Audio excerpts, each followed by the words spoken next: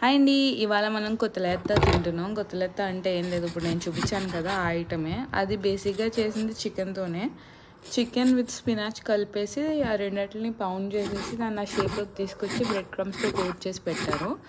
నేను ఇది డైరెక్ట్గా సూపర్ మార్కెట్ నుంచి కొని తీసుకొచ్చేసుకున్నా. సో ఒక దానికి €2, ఐ మీన్ లైక్ ఒక ప్యాకెట్లో 2 ఉంటాయి. €1 పడింది దానికి.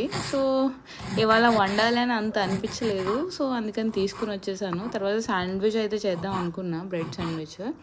ఫైనల్గా వంట చేయకూడదు అనుకుంటూనే చాలా ఎక్కువ వంట చేసేసాను ఇవాళ. వంట అంటే పెద్ద వంటని చెప్పలేము, ఎందుకంటే ఇక్కడ లేబర్ వర్క్ అంతా వెజిటేబుల్స్ కట్ చేయడానికే వెళ్ళింది. సో హెల్దీ మీల్ అని చెప్పాలా వద్దా అనేది ఇట్స్ అ క్వశ్చన్ మార్క్. మీరే డిసైడ్ చేయండి ఎండ్కి వచ్చేసరికి వీడియో. సో మీకు ఎన్ని వెజిటేబుల్స్ నచ్చితే అన్ని వెజిటేబుల్స్ అయితే కట్ చేసుకోండి. మనం తింటాం కదా ఐనాక్స్లో టోటియాస్ అని అంటారు, టోటియాసే.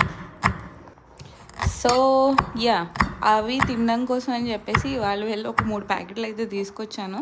ఇంతలోకి మా పక్కింటి ఆయన డోర్ నాక్ చేశారు. ఏంటా అని చూస్తే ఆయన దగ్గర చాలా చీజ్ మిగిలిపోయి ఉన్నాయో, లేకపోతే వాళ్ళ కంపెనీ వాళ్ళు ఇచ్చారో ఏదో చెప్పారు ఇటాలియన్లో. సగం అర్థమైంది. సో దాంట్లో నాకు ఫైనల్గా అర్థమైంది ఏంటంటే, నా దగ్గర చాలా చీజ్ ఎక్కువ ఉంది, నువ్వు తీసుకో, మీ ఇంట్లో జనాలు ఎక్కువ కదా అని చెప్పేసి ఇచ్చారు. ఇందులో 4 డబ్బాలు ఇచ్చారండి. ఒక్కొక్క డబ్బాలో ఒక 20 బాక్సెస్ అయితే ఉన్నాయి. ఒక్కొక్క బాక్స్లో 6 ఉన్నాయన్నమాట క్యూబ్స్. నేను ఇక్కడ వేసాను కదా అలాగా. సో ఆలోచించా ఏం చేస్తే బాగుంటుంది అని. సో చీజ్ సాస్ మనకి ఐడియా ఉంది కదా, కేసో సాస్ అంటారు దీన్ని. అది బాగుంటుంది కదా, అది చేయడం కష్టమేమో అనుకున్నాను. కానీ చేసేసరికి ఆబ్వియస్గా రెసిపీ పూర్తిగా అయితే ఏది ఫాలో అవ్వను, ఎందుకంటే మన ఫ్లేవర్ కావాలి కదా. సో కొంచెం గరం మసాలా, కొంచెం కారం వేసేసరికి అద్భుతంగా అయితే వచ్చింది.